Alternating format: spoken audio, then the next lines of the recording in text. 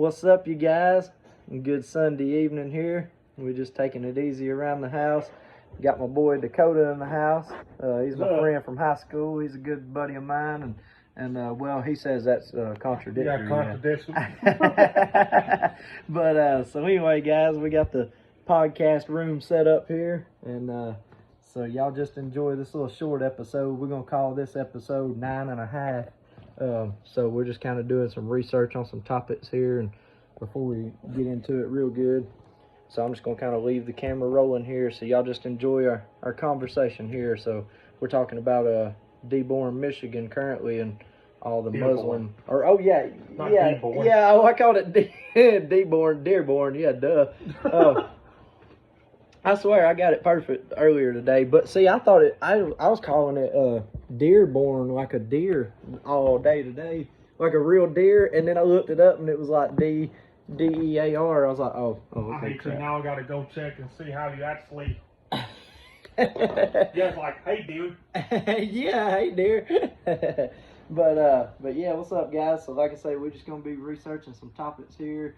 We're going to call this podcast 9.5. It's not going to be very long at all, but I just wanted to start rolling here while we was just having some interesting conversations about Detroit. And Motor City. Yeah, Motor City madness. So I got my headphones today, you guys. We're fixing to go pick up another pair so Dakota can have his tomorrow for the full-blown podcast. And then we've got to go get a bunch more adapters and some C-charger adapters, things like that for the microphone, which I have my phone propped on right now, or I'd show you it. But see, this Nick Shirley right here, he's a real good one to watch. I watch a lot of him, and but like I say, it's just about the Muslims coming in and kind of taking over that Dearborn up there, and I mean, they're just like pushing their way on them apparently. I mean, like, you know, it may be one-sided, like he may kind of only show more of the more blown out of proportion of what it really is and all that, but because I mean, some people he interviewed said oh, I don't know what you're talking about, us Christians and the Islams have gotten together well here for the last like 3 weeks or so, or months, however long they've been there, and but then they had, so apparently in the last 2 or 3 days, while the ICE is raiding Charlotte, North Carolina right now, and then supposedly going to New Orleans next, while that's been going on, apparently 2 or 3 days ago, this has been going on up there, and they got like a protest going on right now, and then on one side of the street they got the Muslims or whatever, and then on the other side it's just a bunch of Christians. So he was literally bouncing back and forth across on each side, literally, and yeah, he was bouncing across on each side.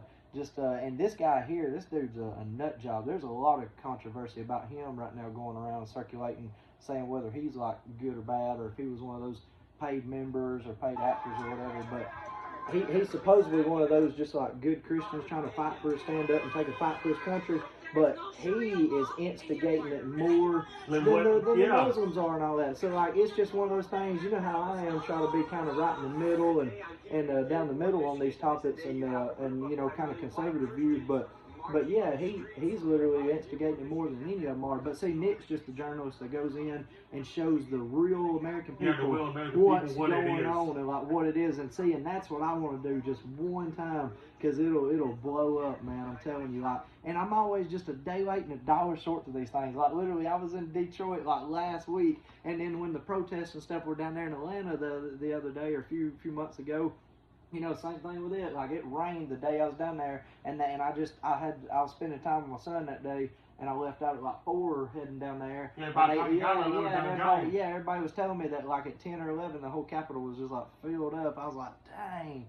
So, man, I'm telling you, I'm not trying to sound mean, but that was the only video that you've made that I was actually wanting to watch. Right. Oh, man, hey, I appreciate it. You gotta have good friend enemies there.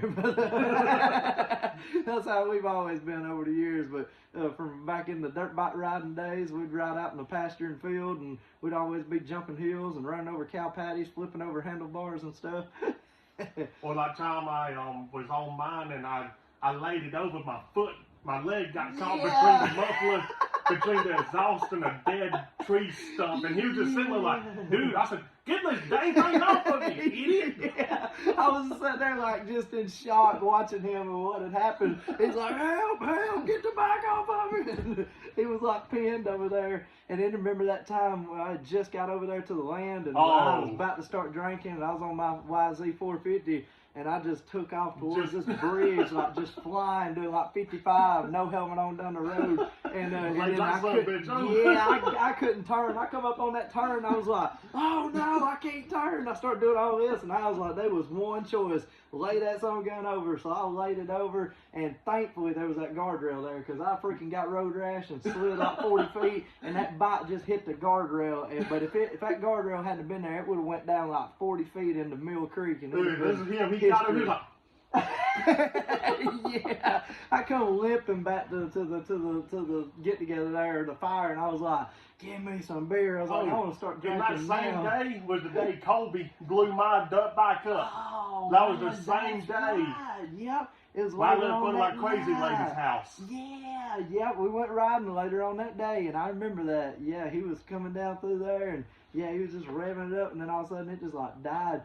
Me and Doug ended up doing that with either Tufton or Cole or one of them boys riding down through there. They blew a dirt bike up that day too, and or no, it was me. I blew up the two-stroke. I blew up one of Doug's two-stroke bikes or whatever. And he was like, "Man, you blew it up!" And I was doing that constant throttle on the two-stroke, and the same thing. And it was almost in the same place. We was riding somewhere down in there. And I won't never forget your Granny Dazoo car. Yeah, we went somewhere. And I said, "Chance, the oil price is going down below 20." He said, I was like, "Nah, it's fine. It's a GM thing." About 25 minutes later, click, click, click, click, click, click, click, boom. Yep, it was gone too. Rip. That was a good car, man. That was a good car. I wished anything, man. I wish, looking back at that night, I wish I had just convinced us to stop, or I wish I had just got in and went to driving it. But shoot, you know, sometimes we just need to do like sometime in the future, just do one, get everybody together like was with us at high school and just talk about all the stupid stuff we've done. I'm telling you, dude, I'm telling you, it'll go freaking viral, man. Especially if we can post some good videos, like have us all pull videos out one day out of our phone and I send still them got all someone in. with Seth. Yeah, that day he got on some moonshine down there. That was hilarious. Yes, I ain't never seen him that drunk, but yeah, see if you can find one real quick. I'm gonna see if you found one. Give me 1 second. Let me see what I can find. Oh, you're fine. But yeah, dude, that would literally, that's the ticket, man. That is the ticket item right there. Like, that's what we need more than anything. But we need that for sure. I mean, I'm telling you, like, we can do it. Like, we can do it easily, man. Oh, you got one already? Yeah. Already. Look at this, you guys. Check this out. Hold it up over there. Look, check this one out. So we got, hang on. Oh, you good? I can hit play on it. Hang on, let me turn my volume on. Oh yeah, you good?